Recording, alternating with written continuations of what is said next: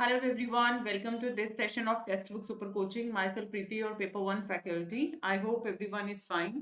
सभी ने अभी रिसेंट में एक नोटिस देखा है, यूजीसी ने नए रूल्स लागू कर दिया है नेट और पीएचडी के लिए, जो कि जून 24 से आपका एप्लीकेबल भी हो जाएगा और कैटेगरी वाइज आप लोगों का यहाँ पे डिवीजन किया गया, कैटेगरी 1 2 3 इस तरीके से आप लोगों ने पूरा नोटिस अच्छे तरीके से देख लिया है, क्योंकि ये इन डेप्थ आप लोगों को एक्सप्लेन भी किया गया है फैकल्टीज के द्वारा।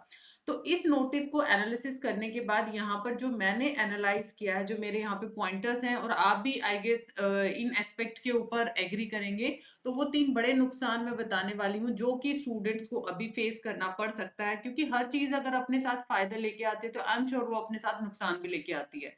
तो क्या इसके फायदे हैं, ऑलरेडी सारा कुछ हम डिस्कस कर चुके हैं। प्रद्युमन सर ने भी बहुत अच्छा सा एक सेशन आप लोगों के लिए लिया था, बाकी फैकल्टीज ने भी कंडक्ट किए हैं।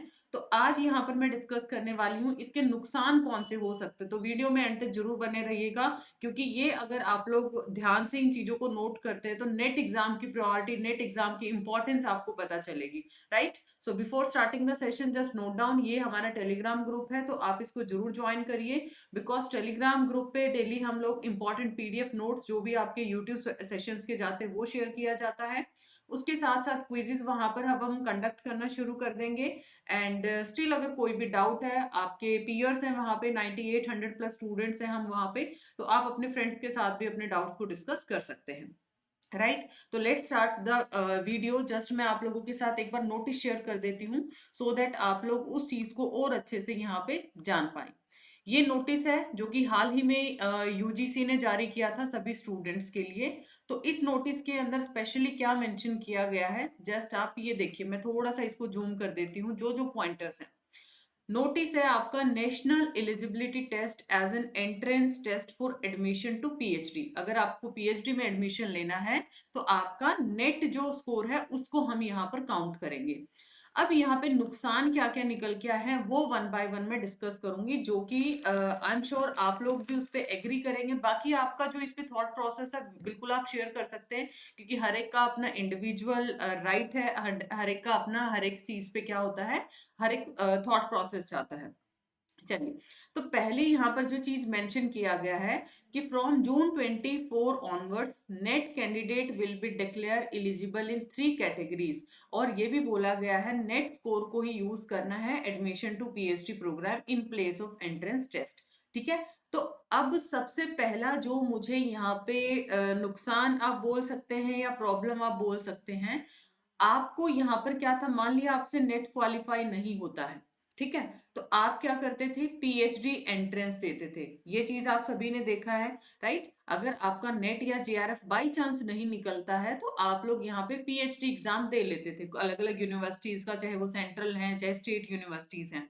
तो ये वाला हाथ में नहीं आया तो 2 लड्डू थे आपके पास, अगर ये नहीं मिलता तो आप इसके लिए ट्राई करते थे और कहीं ना कहीं फंस जाते थे, ये मान के चलते हैं हम लोग।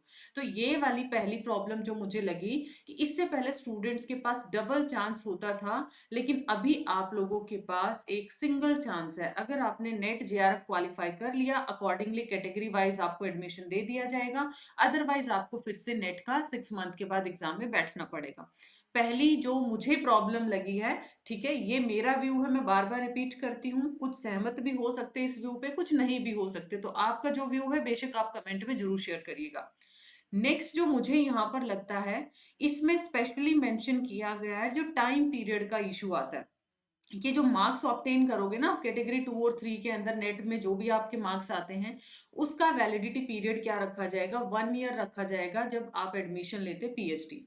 आप सभी को पता है जेआरएफ का जो वैलिडिटी है वो कितना था, 3 साल।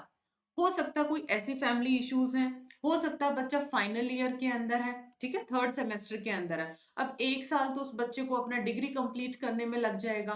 थर्ड सेमेस्टर या फोर्थ सेमेस्टर में, मान लिया एमए थर्ड सेमेस्टर है, उसने अपना जेआरएफ निकाल लिया, उसने अपना नेट निकाल लिया। अब ये बताइए, जैसे उसका नेट निकल जाता फॉर एग्जाम्पल, ये साल तो इसका चला जाता है अपनी मास्टर कंप्लीट करने में। स्पेशली बोला है कैटेगरी 2 और 3 वालों को क्या है, 1 ईयर की वैलिडिटी है, तो कम से कम ये वैलिडिटी क्या होना चाहिए, 2 ईयर का ये वैलिडिटी होना चाहिए, तो ताकि इन केस अगर फाइनल ईयर का बच्चा तो उसके पास एक चांस हो, क्योंकि हर एग्जाम के टाइम पे हर साइकिल में आप सभी एस्पिरेंट हैं, हो सकता है जून 24 में आपकी फैमिली कंडीशन, आपकी लाइफ की कंडीशन अलग है, दिसंबर साइकिल में आपका जो स्टेट ऑफ माइंड है वो डिफरेंट है। तो ये अलग अलग हर किसी के पर्सनल फैक्टर जाते हैं, तो ये मुझे सेकंड प्रॉब्लम लगा, तो ये प्रॉब्लम फेस करना पड़ सकता है।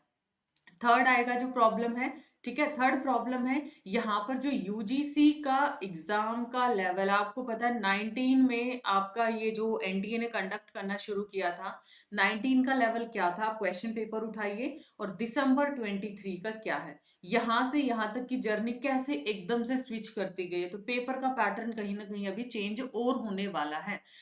नेट का एग्जाम का पैटर्न आपका कहीं ना कहीं हाई होता था, पीएचडी का जो पैटर्न है वो थोड़ा लो है, क्योंकि वहां पे सब्जेक्ट स्पेसिफिक आ जाता है, रिसर्च आपसे बहुत ज्यादा पूछा जाता था।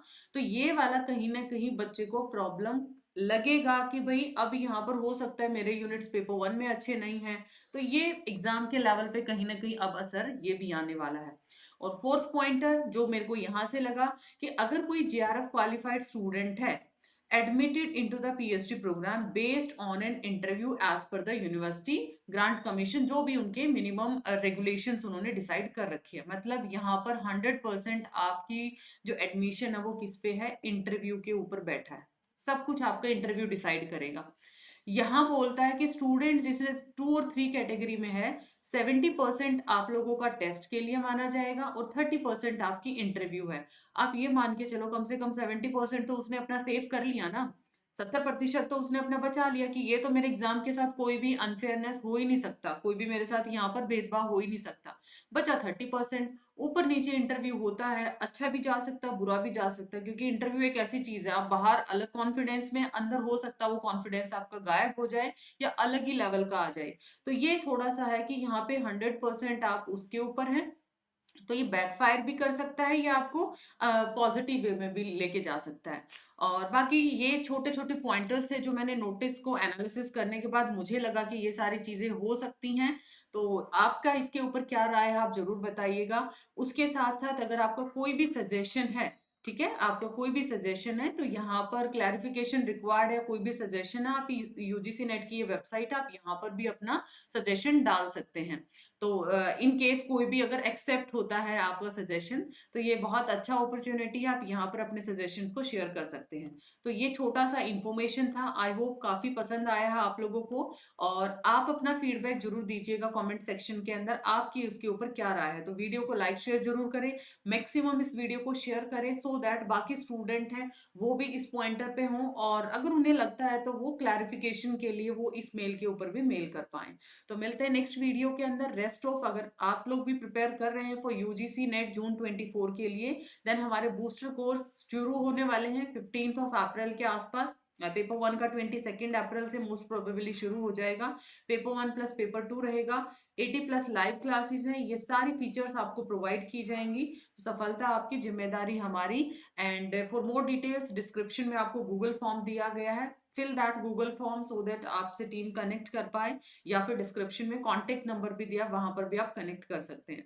And for discount you can apply Preeti H faculty code. अब मिलते हैं नेक्स्ट वीडियो में, bye bye, take care and give your valuable feedback in the comment section and don't forget to subscribe the channel, ताकि हर latest update आपको time to time मिलती रहे।